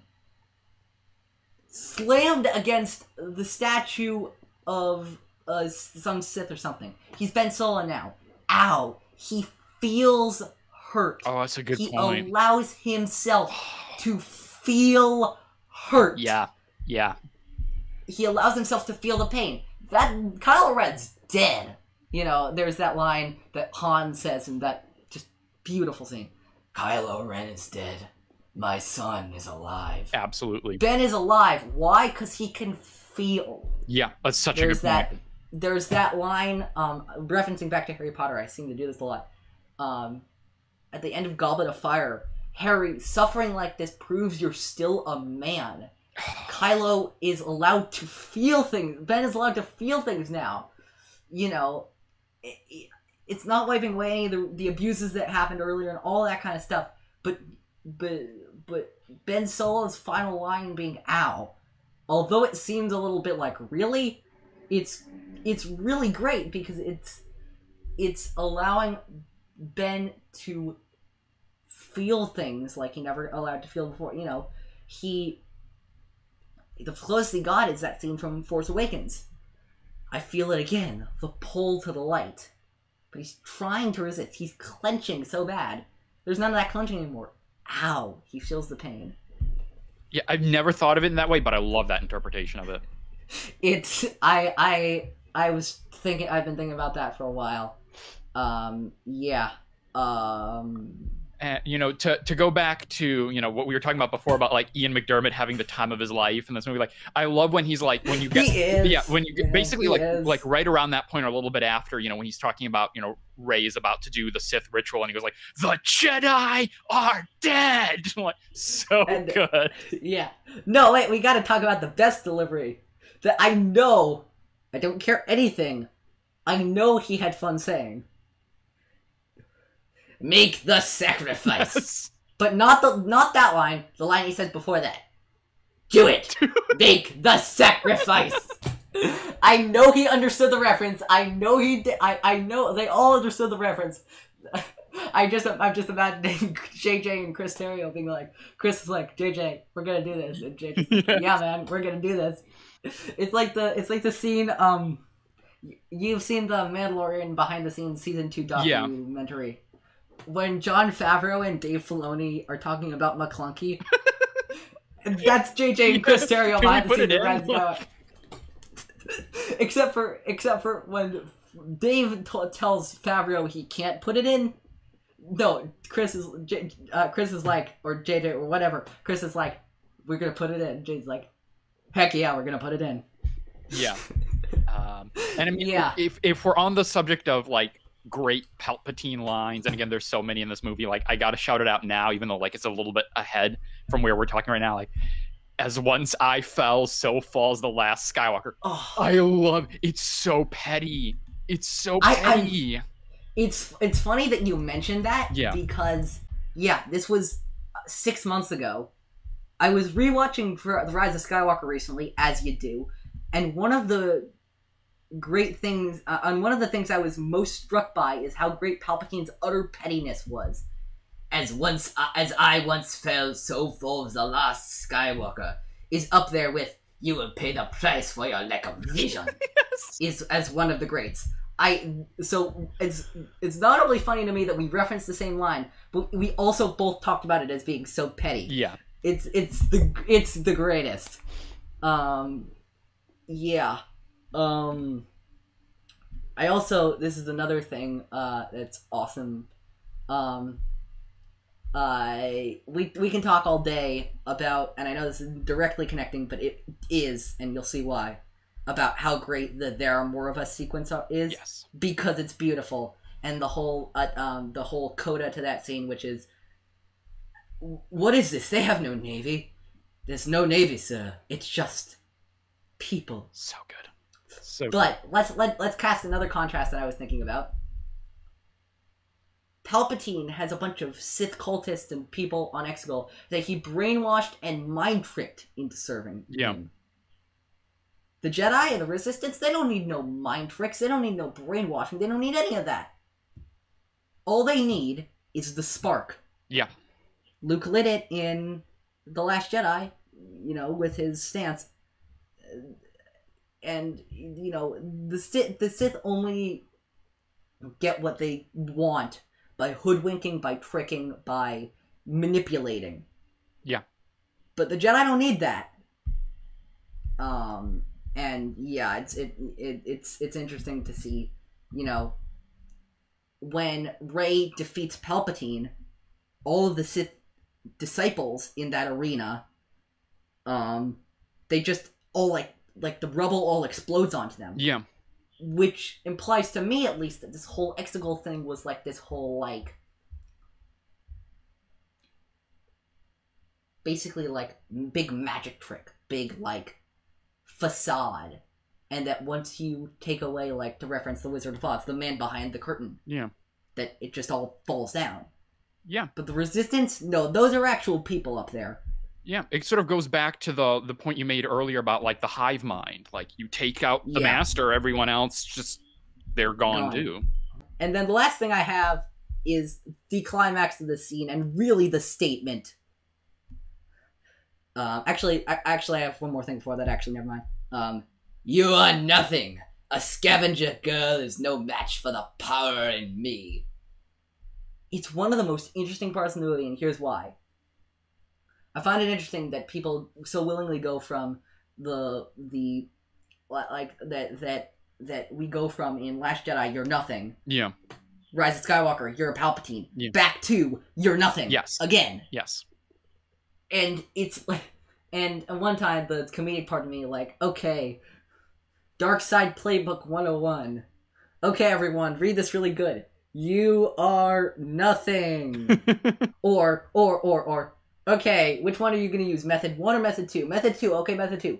The darkness is in your bloodline. You are victim to it. You know. Yeah. There are these two given strategies. But like kind of the thematic side, like, you know, the whole they win by making you feel alone idea. The whole like anything the dark side can do to make you feel less than. Yeah. They will do. They will do without mercy. Yeah. Especially and particularly when you are no longer of any use to them. Because like before when Rey first shows up, he's like, you know, Empress Palpatine. Hey! I've been waiting for you. The throne is yours. It's in our blood. Once she rejects him, like, you're nothing. Like, you've got no power. Yeah. And of course we have the statement line of this entire sequence for me. Foolish girl, I am all the Sith, and I pulls lightsaber. Mm-hmm. I'm all the Jedi. Boom. Yeah. If there is a you know,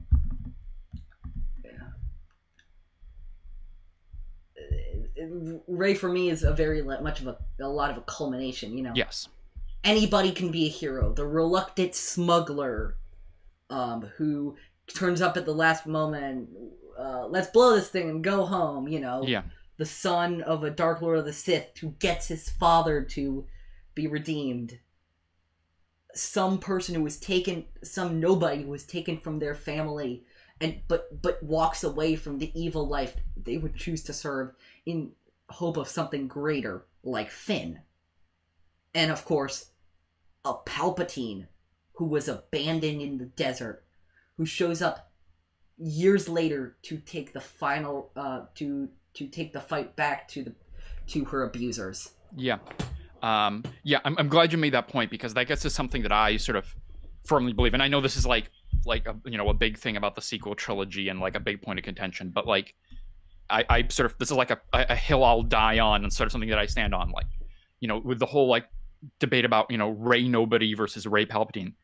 I will submit, and again, I stand by this, like, if the moral of Rey Nobody is that anyone can be a hero, that is also the moral of Rey Palpatine. Yes, they are absolutely. They are contradictions in fact, but thematically they're the same. Yeah, and if they're thematically they're the same. The thing is, if they're thematically the same, you can figure out the factual things pretty easily. Yeah. If thematically they lock into place, you can figure out the. Everybody has. I know a lot of people have their different ideas as to how to make that work. If you want to mess around with the logistics of that, the best place, I think, there's an incredible episode of Force Center with Joseph Scrimshaw where he lays out his idea for how to make Rey Nobody and Rey Palpatine both work in their same bubbles. But I totally agree with you. You know, as I feel like I can't really talk about the Death Star 2 scene without talking about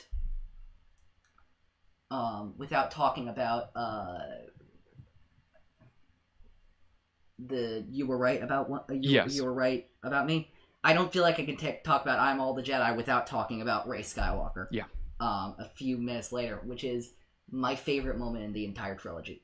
I'm gonna say it right now. It's my favorite moment in the entire trilogy. I don't think I've really gone into that much detail. I'll just say this. I'm so excited for all the little girls who watch that moment and see, oh yeah, I can be a Skywalker too. Mm-hmm. That is the biggest thing for me. And I love that, you know, another great thing about the trilogy is throughout the entire trilogy, everybody has tried to define who Rey is for her. Yeah. But this is the first moment that she actively gets to do so for herself. Yeah, exactly. To say nothing about the whole... I know there's a big movement, I don't know if you've seen it on Twitter, about people who have been raised by people who have been abusive, who I don't know if you've seen the hashtag I am Rey Skywalker. I haven't. I know that the Rey Palpatine to Rey Skywalker thing hits very hard for people who've had abusive parents, who've had like just abusive people in their life, who've like been in a mentor role and like saying I can rise above that and I can be better than that and all that kind of stuff, which is just something I'd love to mention because it's such a great arc. Yeah, that's our a theme between themes part. I guess let's get to everybody's favorite part of Star Wars in the Galaxy. What you've brought me today is worth 1/4 portion. That's right, 1/4 portion, the segment where we do some random stuff. In keeping with all of our Star Wars in the Galaxy stuff, we're going to do some quick ranks. I guess I'll ask Davor to weigh in on this kind of stuff. I'm trying to think of... Yeah. Actually, let's do this. Since we've just been talking about closing scenes, can you give me your top 5 closing scenes of Star Wars movies? Oh, I like this one. Why don't you go first? 5-1 or 1-5? 5-1. All right, 5-1. Okay, number 5, we are going with, we're going to say Rise of Skywalker. That one. Okay. Good choice. 4, we're going, Revenge of the Sith. Okay. 3, oh my god, have I already blanked? Hang on. I got it. Yeah, okay. I should have written these down. I have. Oh, yeah. Rogue One. Yes. Number 3 is Rogue One. Number 2 is A New Hope. Number 1 is The Force Awakens. Interesting. Yes. That's an interesting list. I think my list is going to interest you quite a bit. Number 5, The Phantom Menace. Oh, good one. I'll just explain this one a little bit. There are these somber, like, a lot of closing scenes are somber. Mm-hmm. This is one of the most unique closing scenes of any Star Wars movie, because it's very celebrational, but you know the Palpatine's plan is just beginning. Yeah, the variant of the Emperor's theme that plays. Yeah. Number 4 is The Empire Strikes Back. Mm-hmm. Number 3 is Revenge of the Sith. Number 2, to no surprise of anybody, is The Rise of Skywalker. And number 1 is, in my opinion, the ultimate ending scene, which is Return of the Jedi. Dancing with Teddy Yes. Bears. Dancing with Teddy Bears, yes. Okay, so Davor has asked to do the opening scenes. So I think that's what we'll do next. All right, top 5 opening scenes. Number 5, The Phantom Menace. Okay. Number 4, The Force Awakens. Okay. Number 3, A New Hope. Okay. Number 2, Revenge of the Sith. Number 1, The Rise of Skywalker. Interesting. You're going to be surprised to know that The Rise of Skywalker is not on my list. Ooh, that is surprising. Yeah. Even more surprising is what my list actually is, actually. The first 4 are pretty... I surprised myself with my 5th one. Number 5, Solo: A Star Wars Story. I said That's a good one. That's legit. legit. It's fun. It's fast Yeah. paced. It's good. Yeah, number 4, Revenge of the Sith. Number 3, The Force Awakens. Number 2 is going to surprise a lot of people. I thought it was going to surprise you more, but you had it on your list. Number 2, The Phantom Menace. Don't underrate that opening. No, good. It is so what it does to expand the universe. That's exactly it. I don't think the Star Wars universe would be the same without the opening of The Phantom Menace. Number 4, let's just tell you this. We see a decently big ship going across screen, and then we see this massive ship enveloping. It's A New Hope. Come on. Yeah. It's a classic, man. It is. I actually quite enjoy the fact that my top 3 closing scenes were all from the trilogy enders. Oh. And my top 3 opening scenes were all from the trilogy openers. That's interesting. And it makes sense if you think about it like that. Okay. Here's one.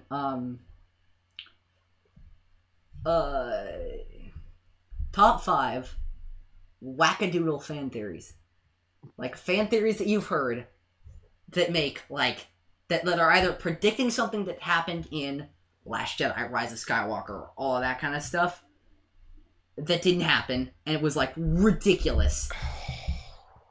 Or that explains the universe in an odd way. I want to do a little bit differently for this one. Because I want both of us to explain these things in case the other one doesn't know these. So can we go back and forth? You'll do 5, I'll do 5, and all that kind of stuff. Okay, yeah. Okay. Go ahead. So I will say, let's go with my 5 one is going to be, it's not too wacky, but Snoke is Plagueis. I'll go with that one. See, here's the thing. I used to believe that.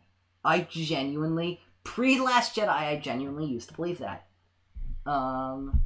Yeah. Number 5 for me.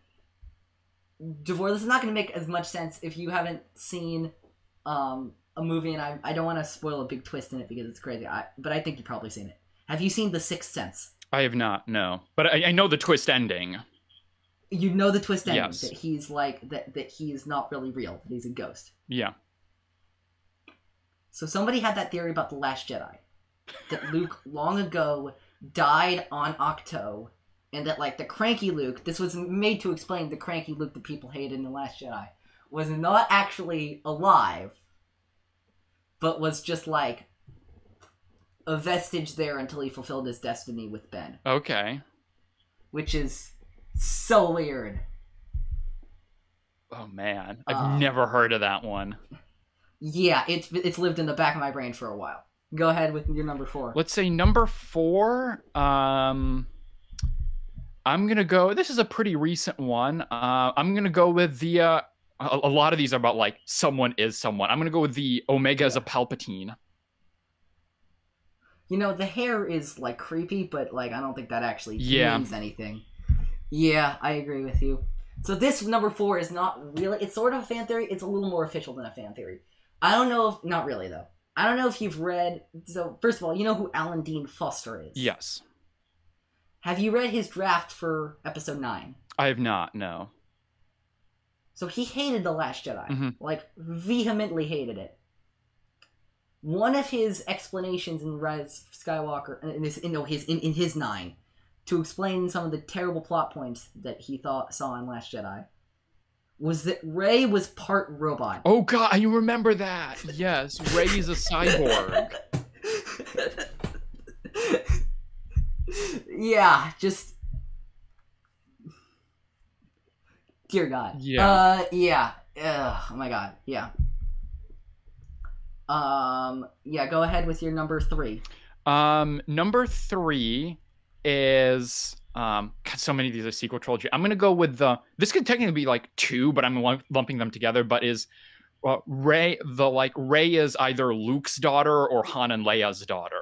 So either of those. Interesting. Yeah. Because I could have sworn, because again, I thought she was Luke's daughter. I thought she was going to be Luke's daughter post Force Awakens. I totally thought that was the direction they were taking. but apparently not. Yeah. I'm gonna go with a theory. I don't know if you've heard this one. This is so weird. Have you heard the Rey is pregnant after? I've heard of that Skywalker one. theory? Yeah, that he impregnates her. How and what and why and what? I'm not even gonna try and dignify that one. Number two.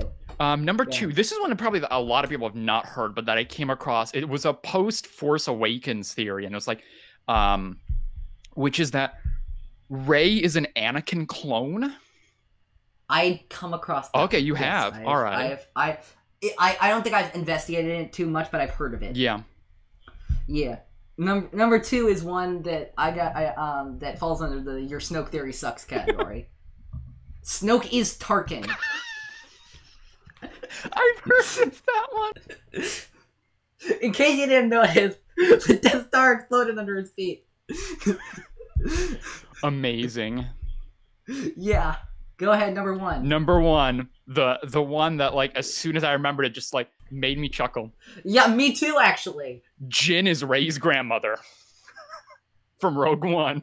That theory. Ironically, mine was also a Rogue One theory, okay. too, but grandmother, not mother? I think what I heard, just because of, like, the amount of time, I think I heard it as grandmother. Maybe it was mother. I don't remember how I've heard it. Do you also know maybe there was a you know what? theory Now out that I there- think about it, maybe you're right. Maybe it is. She's Rey's mom. Do you remember the one that said that Ayn Versio and Del Mico were going to be your parents? No, I did not hear this one. Yep. Oh my god. Couple Imperials appearing in a Star Wars video game. Yep, they're Rey's parents. Okay, mine's not a Rey's parents theory, and it's not a Snoke theory either. It is an interesting one.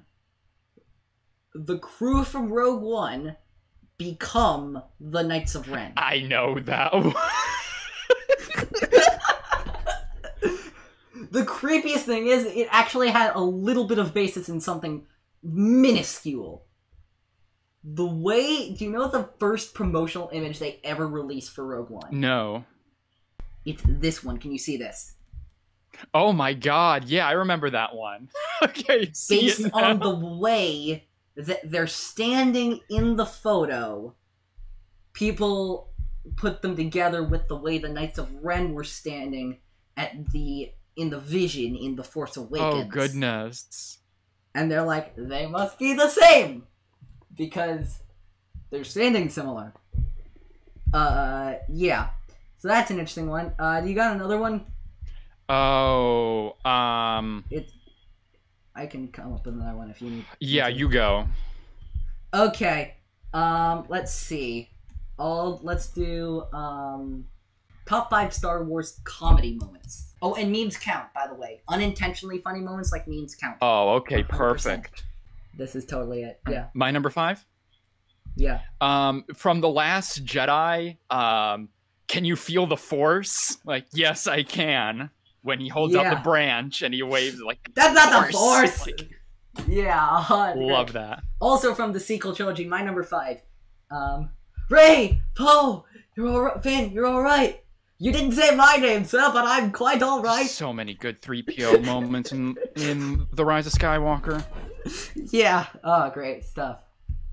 All right, number 4. Yep. All right, number 4. I think it is the most recent entry on here that I have. Let's just say they might recognize my face. My face. Good stuff. Good stuff. I love that line. Another recent addition, also from The Last Jedi. Yes, I'm here with a communique for General Hux. I have an urgent message for him about his mother. I don't care how stupid it is on a comedy level. It's hilarious. Yeah. All right, my number 3. Go ahead. All right. Yeah. Number 3. We transferred your message just as you requested, Master. Then we decided to come and rescue you. Good job. Good job. However, I just kind of looks around. Good job. Good job. My last intentionally funny moment on this list, because the top two are unintentional. A lot of things that Yoda says on Dagobah to Luke. Yes, wise master he is. Take it to him, I will. Yes. I'm like, Luke, he's right there. Yeah. It's so hilarious. Totally. Yeah. My number 2 is the one and only unintentionally funny one on here, but it is for me the most unintentionally funny line in all of Star Wars, and it comes from Qui-Gon in The Phantom Menace. I didn't actually come here to free slaves. Every time I laugh. Really? Yeah, interesting. because it's just Explain like that a little bit. you've got like you've got the mother of a slave like right next to you. They're talking about her son, insensitive. and he's just like, "Yeah, I'm like, this is not my problem." What? What do you mean? Yeah, both of these moments for me, my number 2 and number 1 are unintentionally funny. Let's go to my number 2. I can't tell you a specific line because this entire scene. Disturbing is this move by Chancellor Palpatine. I understand. You are on this council. We do not grant you the rank of master. What? How can you do this? This is outrageous. It's unfair. How can you be on the council and not be a master? Take a seat, young Skywalker. Whiny Anakin. Just the entire thing. My favorite parts in that scene, have you seen the meme cuts where they go, it's outrageous, it's unfair, it's unphageous. and they just merge the two words together. I also just love the Anakin's delivery of the word be. How can you be on the council and not be a master? It's just perfect. Yeah. Alright, my number 1. We gotta go back to the beginning with A New Hope. We had a slight weapons malfunction, but everything is fine here. We're all fine here now, thank you. How are you? How are you? Goal. Who is this? What's your operating number? Boring conversation anyway. Look, we're gonna have company! Yeah. Oh, such a good moment. Okay, for my number 1 moment. My number 1 moment is so funny because it is my least favorite moment of Disney Star Wars. Okay. I am largely very positive about Disney Star Wars. And Jacob made me less so. This is the moment we can both agree on is terrible. You gotta imagine something, too. I'll give you some extra context. The context around this scene makes it even funnier. Alright. Yes, you are registering for the Imperial Academy. What is your name? Han. What's your tribe? Who's your people? I'm alone. I got nobody. Han Solo. It is the most unintentionally funny part of that movie, and it sucks. I hate it so much. It's ironic, actually. I was thinking to myself the other day, it's ironic how much I hate Han Solo and love Rise of Skywalker, but then I realized those two scenes are basically the opposite, because one of them is you defining who you are, and the other one is somebody else defining. But I hate the idea that this legendary name of Han Solo was just come up with by some random Imperial officer. Yeah, named Drod Mumbrin. It answers a question literally no one asked about Han Solo, which is why is his last name? No one has ever wanted to know that. Everyone's just like, that's his last name. Except for Lawrence Kasdan apparently wanted to know that. You know why? This is the context that makes it funny. He pitched Solo with that line. Oh my god. Oh god. Yeah, he pitched the entire movie, most of which I actually enjoy, with that line. Oh god. I don't like to talk about things that I hate. I despise that line. It's not good. It's one of those things that shouldn't be as funny as it is. Yeah. But just the way that this cocky and unsure just goes, yeah, I'll give you the name Solo because why not, man? You know, in Legends, Solo was the name of Corellian royalty. Oh, okay. Nope, just some name that some guy gives to you because why the heck not? Yeah. Yeah, that is. It is so, and they gave the guy a name too, Drod Mumbrin, which makes the scene on just another level. I think I saw Laura from Force Toast tweet something about Drod Mumbrin the other day, actually, a few weeks ago, and she's like, only 6 people will get this reference, and I'm like, hi. I will get this reference for you. You're welcome. Anyway, that is going to be it for this episode of Star Wars in a Galaxy. Thank you so much to Davor for coming on here. Davor, why don't you tell everybody where they can find you? Yeah, so you can find a larger view of the Force pretty much wherever you listen to podcasts, wherever you're listening to this now. Odds are you can find it. It's on Apple, Google, Spotify, all the big ones. And you can find the show on Twitter at A Larger View Pod. Next week, Jacob and I will officially be starting Season 7 of Star Wars and a Galaxy. We will be looking at the Mon Calamari arc. Yes, this episode was pre-recorded, but yeah, we'll be looking at Water War, Gungan Attack, and Prisoners. In the meantime, you can find Star Wars in a Galaxy on Twitter at In a Galaxy Pod, Instagram at Star Wars in a Galaxy. You can listen to us, Anchor, Spotify, Apple Podcasts, Google Podcasts, anywhere you listen to your podcasts. We'll probably be there. If we're not, just let us know. And we'll try and get on there. You can email us with your hot takes and questions and 6 Degrees Star Wars and all that. swinagalaxy@gmail.com. If you're on Apple Podcasts or another podcast app that leaves reviews, please leave a review. 5-star rating review really helps us with our visibility. Until then, I guess, may the Force be with you. Always.